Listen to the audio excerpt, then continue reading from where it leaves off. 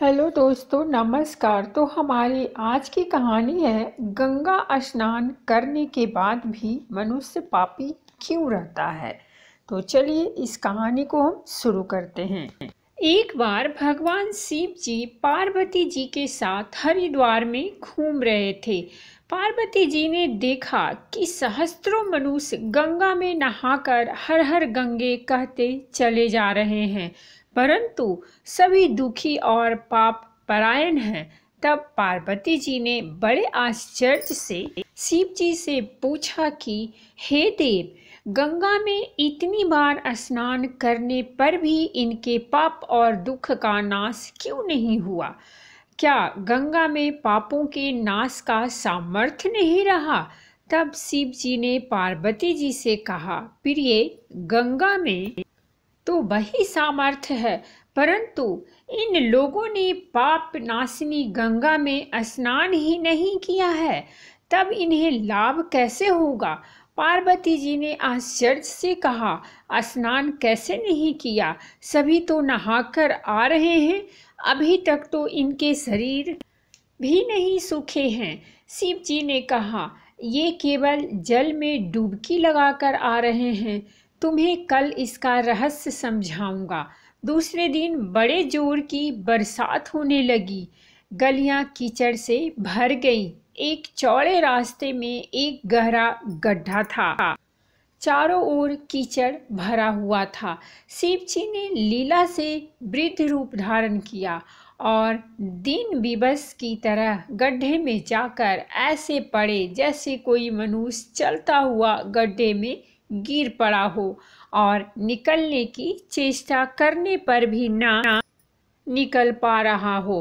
पार्वती जी को शिव जी ने यह समझाकर गड्ढे के पास बैठा दिया कि देखो, तुम लोगों को सुनो सुनो कर यूं पुकारती रहो कि मेरे वृद्ध पति अकस्मात गड्ढे में गिर पड़े हैं।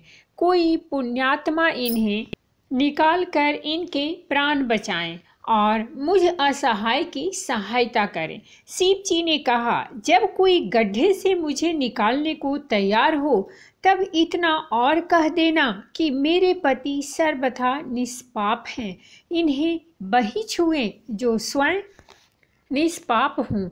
यदि आप निष्पाप हैं तो इनको हाथ लगाइए, नहीं तो हाथ लगाते ही आप भस्म हो जाएंगे। पार्वती जी तथास्तु कहकर गड्ढे के किनारे बैठ गईं और आने जाने वालों को शिव जी की सिखाई हुई बात कहने लगी। गंगा में नहाकर लोगों के दल आ रहे थे। सुंदर युवती को यूं बैठी देखकर कईयों के मन में पाप आया। कई लोग लज्जा से डरे तो कईयों को कुछ धर्म का भय हुआ। कई कानून से डरे। कुछ लोगों ने तो पार्वती जी को यह भी सुना दिया कि मरने दे बूढ़े को, क्यों उसके लिए रोती है। आगे और कुछ दयालु सच्चरित्र पुरुष थे। उन्होंने करुणावश युवती के पति को निकालना चाहा, परंतु पार्वती के वचन सुनकर वे भी रुक गए।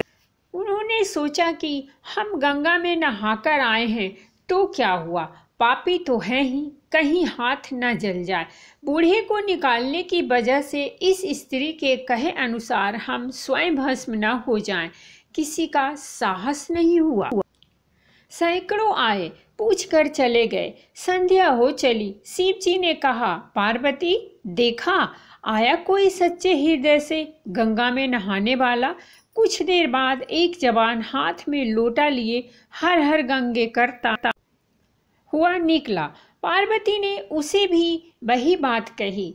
युवक का हृदय करुणा से भर आया।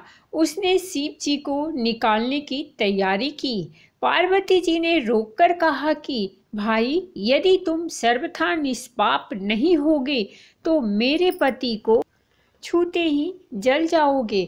उसने उसी समय बिना किसी संकोच के दृढ़ निश्चय के साथ पार्वती जी से कहा कि माता, मेरे निष्पाप होने में तुझे संदेह क्यों होगा?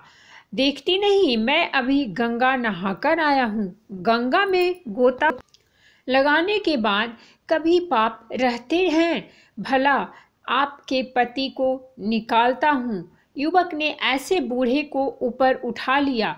शिव पार्वती ने उसे अधिकारी समझकर अपना असली रूप प्रकट कर उसे दर्शन देकर कृतार्थ किया। शिव जी ने पार्वती जी से कहा कि इतने लोगों में से इस एक ने ही गंगा स्नान किया है। इस दृष्टांत अनुसार जो लोग बिना श्रद्धा और विश्वास के केवल दंभ के लिए गंगा स्नान करते हैं, उन्हें वास्तविक फल नहीं मिलता। परंतु इसका यह मतलब नहीं कि गंगा स्नान व्यर्थ जाता है। गंगा स्नान का बहुत पुण्य भी है। गंगा स्नान करने से सभी पापों से तो मुक्ति मिलती ही है, साथ ही मोक्ष की भी प्राप्ति होती है। ऐसा हमारे धर्म पुराणों में बताया गया है। तो दोस्तों, ये थी हमारी आज की कहानी। अगर कहानी अच्छी लगी हो तो प्लीज़ हमारे चैनल को सब्सक्राइब कीजिए, वीडियो को लाइक और शेयर जरूर कीजिए। कहानी सुनने के लिए बहुत बहुत धन्यवाद। मिलते हैं हम एक नई कहानी के साथ।